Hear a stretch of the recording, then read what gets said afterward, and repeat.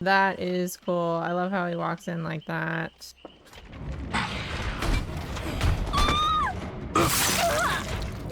Fazbear special.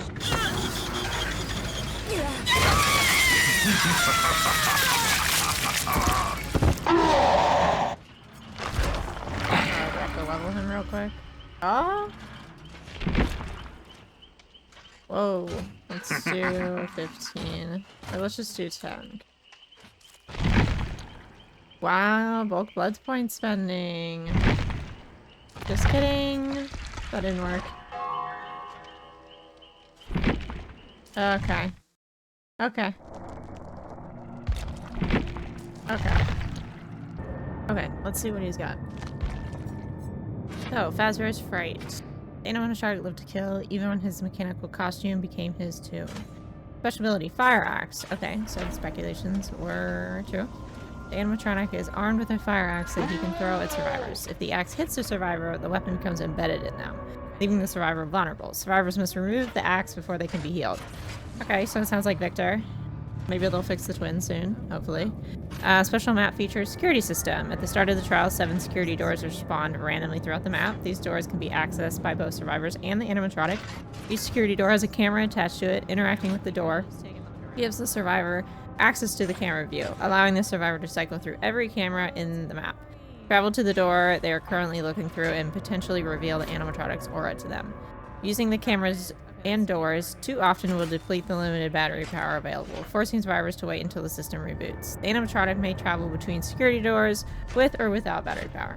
If the animatronic enters the security door, they may choose to exit from any other door in the map. Moving to a door already in use by a survivor will cause the animatronic to grab that survivor.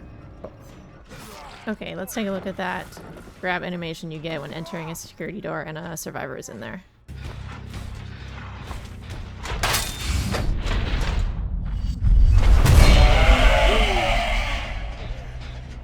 No way. Let's check out his perks real quick. Help wanted. Try as they might, you know how to stay one step ahead of your guest.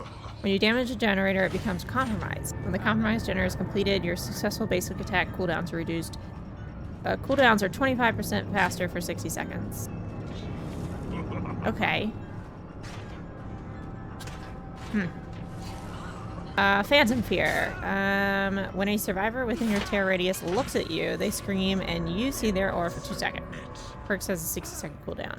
Interesting. I feel like this could be good. Depends on the cooldown. Like a reverse team partner. Oh my goodness. Okay. And Haywire. For some reason, machinery has a habit of failing when you're in here. Exit gate switches with at least 50% progress regress at a rate of 50% of the gate opening speed. While they are regressing, survivors see the exit gate lights flicker randomly. Okay. So, I guess, I wonder if it'll tell you, yeah, you'll just have to pay attention to see if they have this perk, because there won't be any prepping doors anymore. You'll just have to full open, I feel like. So, it'll be some interesting gameplay. I guess we'll see. I found myself getting the most value out of Phantom Wire this game. Anytime I'd walk around, a survivor would randomly scream, and it would reveal their aura to you, so it kind of prevents people from hiding in the game. I'm curious to see if you hide behind a rock, if it'll still trigger, or if you just need to be crouched, or what can trigger the scream. One thing I noticed with the axe is it doesn't seem to go very far. I can't figure out exactly how far it goes, but it didn't seem like I was throwing it very far every time I would aim it at a survivor. Another thing to keep in mind too is it creates a AoE on the ground if you miss the survivor. So if they run through it, you get Killer Instinct. And if you have any add-ons with special effects, anytime they run through, it'll trigger that as well. I'm going to turn the game volume up for another Mori.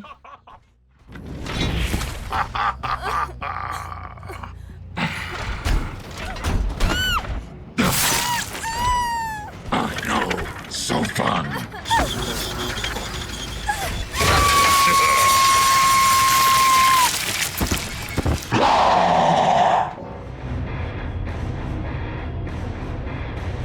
There you have it.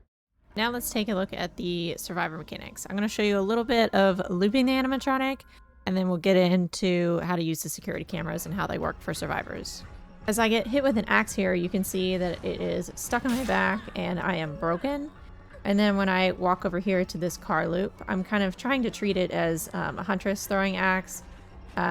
Once he pulls it back and tries to throw it at me again, I tried crouching around the car, but again, that does move you slower, so I was torn between getting chased and getting hit by the axe, and I did end up getting hit by the axe here.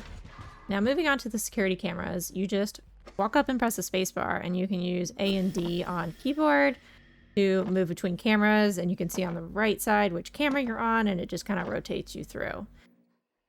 Coming back to the cameras, again, I'm at a different door. It does mark it on the front. I'm going to cycle through again. I'm actually going to run into animatronic here on the security camera, and it kind of gives him this glitchy overlay so you can see him pretty clearly. And then I actually just pressed the left mouse click button to take the portal through, and you see you get this cool animation. And there I am, pop through that door, and I could see him right there. You see he was kind of glowing in that glitchy format for a second. And that is all, guys. That is the animatronic for you. Let me know in the comments what you think of his perk and his new ability and this new mechanic with the doors that they've introduced.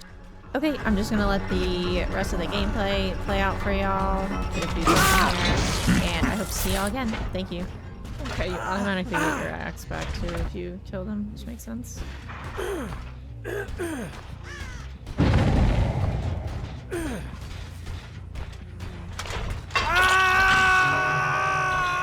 Go on. Scream.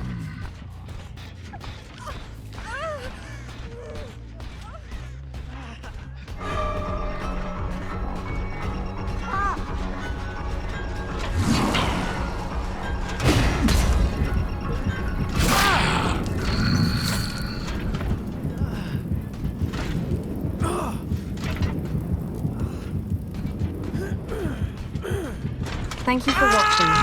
If you enjoyed this video, please give it a thumbs up and subscribe for more.